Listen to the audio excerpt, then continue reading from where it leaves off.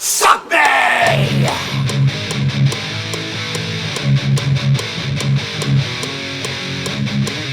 Sunday is the Sabbath. Black Sabbath Sunday. Sunday is the Sabbath. Black Sabbath Sunday. I'm finally fucking back for episode 17. And this week we are going to talk about cross purposes.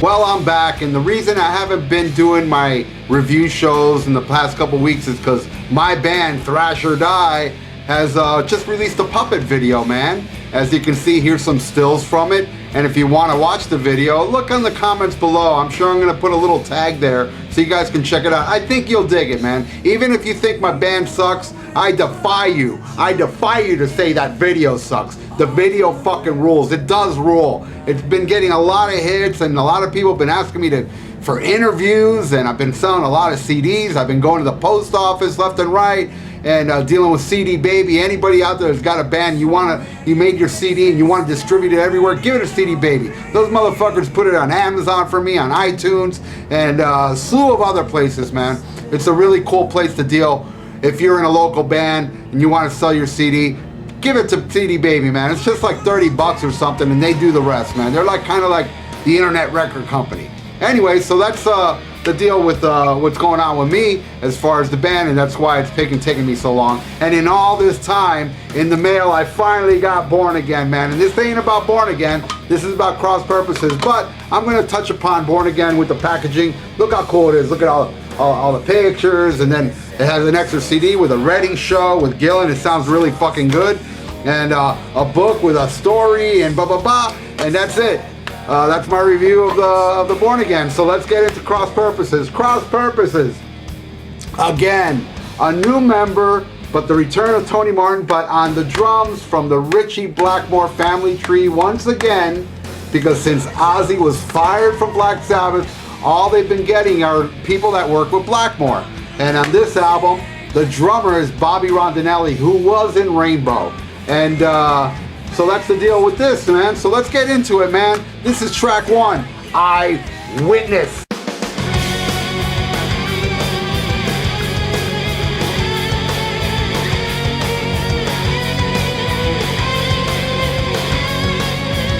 Eyewitness, a great opening track, man. Really heavy, great fucking spirits. I know a lot of people out there don't really agree with me when it comes to the Tony Martin shit.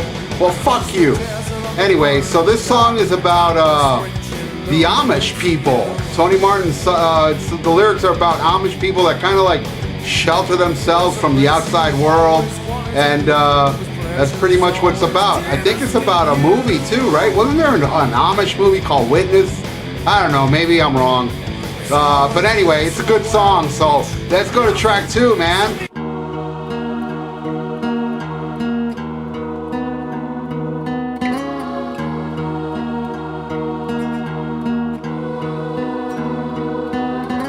Cross of Thorns, Cross of Thorns. This song is a great song, man. Another song, I love this album, as you might tell.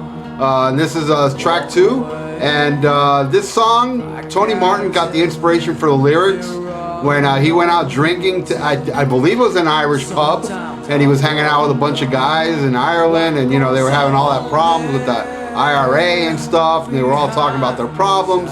And there was one guy that he was there talking to, drinking with, and he was talking about, you know what, man, if you're a religious person here, it's like having a cross of thorns. And Tony Martin said, man, that's fucking brilliant. I'm going to use that as the title, a working title for a song. And pretty much that's what this song's about. Cross of Thorns starts like very mellow and then very heavy, but kind of like mid-pace. It's a great song, man, and I'm glad they played it live when I saw them. Yes, I did see the Cross Purposes tour with Motorhead and Morbid Angel, believe it or not.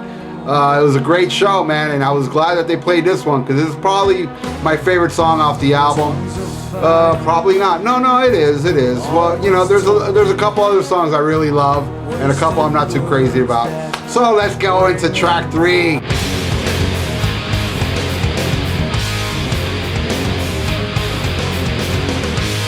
Psychophobia. Man, how does Tony Iommi do it, man? I mean, the guy just has riff after riff after riff, and they all fucking kick ass, and this is another one of those killer Iommi riffs, but unfortunately, not a lot of people know about it, because not a lot of people really dwell into the Tony Martin stuff, unfortunately, but this is a kick-ass song, man, with that fucking riff, man, and only the master can do a riff like this. This song, Tony Martin, again, you know, he wrote all the lyrics to this. He actually wanted Geezer to contribute because, you know, Geezer is the master lyricist from all the early Sabbath stuff.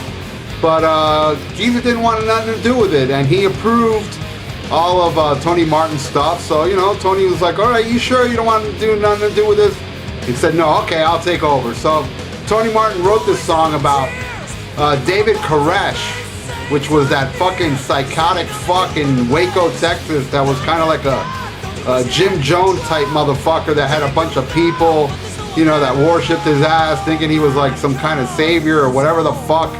I didn't really look into it that much, but I know he was one of those, you know, fuckers with a cult that, you know, pretty much pissed the government off, and then the government fucked up by going into the place, and he ended up burning the place down and killed a bunch of kids, and fucking, yeah, it's just your typical story, man, of one of those cults where, you know, they all die in the hands of their leader.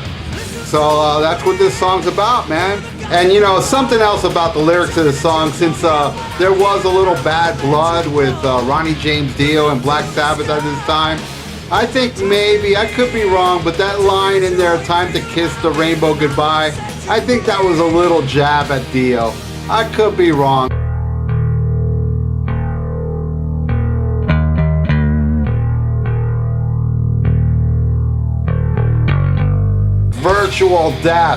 Virtual death, man. Goddamn. Alice in Chains influence much? It's very Alice in Chains-ish, but you know, Alice in Chains was fucking inspired by Black Sabbath. Well, a lot of that grunge stuff too, like Soundgarden, and even Kurt Cobain, blow his brains out. What's his name? Kurt Cobain.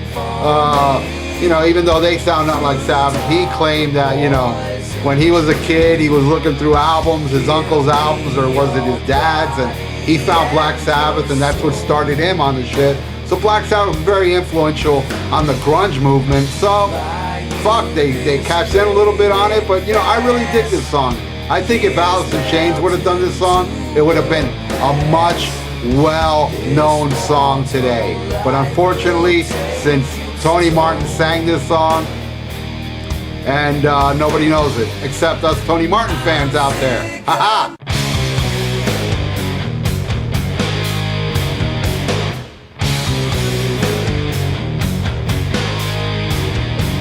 Immaculate Deception. If I may not speak about this song for a second, I want to touch on a little topic of somebody over there at the Black Sabbath bulletin board. I believe his name was Bible Black or Black Bible. I apologize if I got your name wrong.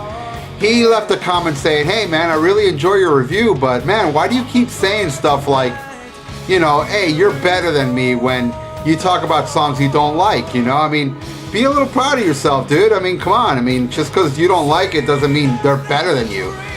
Dude, I'm being sarcastic, man. When I say I'm better than you, it's kind of like, you know, it's like a wink. You know, I'm giving a little wink because I don't actually think they're better than me, but they do. So I kind of feed into them and I say, yeah, you're better than me. So, okay, back to the song. So this next song, Immaculate Deception, all I can say about this song is if you like it, you're better than me.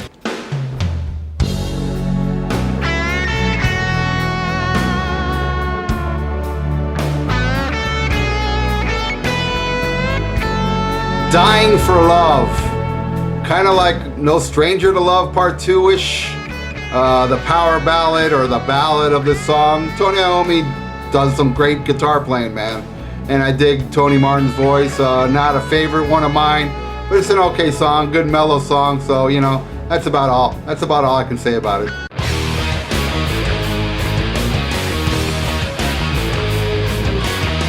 Back to Eden. Now we're getting somewhere. You know, the last two tracks were whatever, you know, but this song rocks, man. I love the fucking lyrics.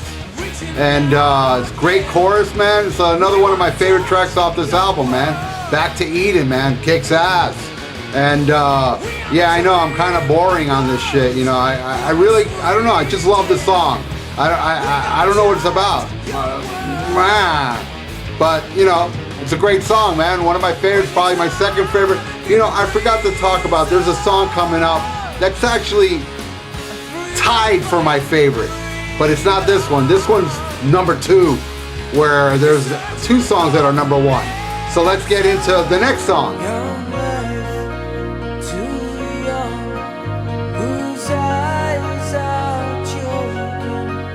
The Hand That Rocks the Cradle. They made a video for this song. I love this song too.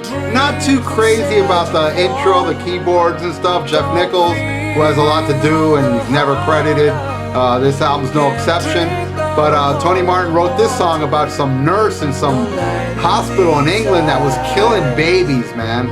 I mean, she's supposed to be there to protect them, and she fucking ends up killing them. What the fuck? But great rip. When this fucking song kicks in, I mean, it's another one of the better songs on this album. It's just kicking ass, man. I love this, and I don't recall them playing this shit live, yet they made a video for it.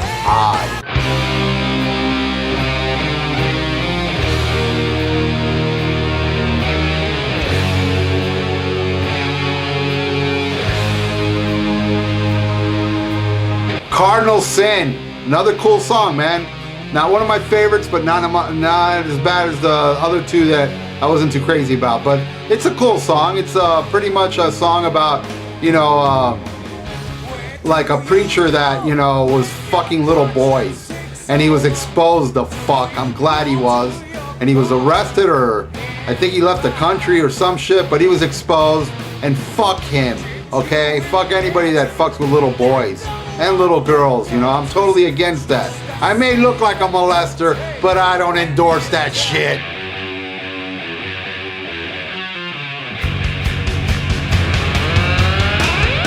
Evil Eye. Now, Evil Eye, shit, man, I'd have to say it's a 3-way tie for my favorite songs. Evil Eye, little thing that you may not know about this song was that Edward Van Halen wrote this song, or wrote the riff. He had something to do with this. But he got no credit, because I'm sure the reason why he didn't get any credit, because he didn't want to get the fucking record company weasels involved. And he ended up writing this song, and you know, word is that that's him playing guitar, but it also can't be, you know. To me, it sounds like Iommi personally. It doesn't sound like Eddie at all. But, you know, some say that that is him, you know, but I don't think so. But it's a great song. I love the chorus, you know. I got hell looking up, I got heaven looking down. A lot of people out there think that shit's cheesy and shit, but I don't, man. I love it. It's like tied for my 3-way tie. But hey, I only mentioned 2 songs, so how can it be a 3-way tie? Because the next song.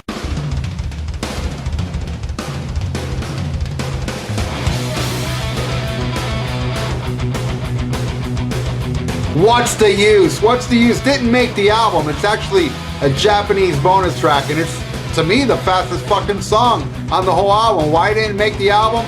I don't know. But it's fucking kick-ass, and it's my favorite song, along with Crown of Thorns, Cross of Thorns, and Evil Eye. It's again a great fucking song, and that's the end of my Cross Purposes review. Great album, man, with a couple not so great songs. And you know how I always end my show, so this time I'm using a prop to end my show. Okay, here we go. Your mom, she left this here. Yeah, she wrote Black Sabbath on it.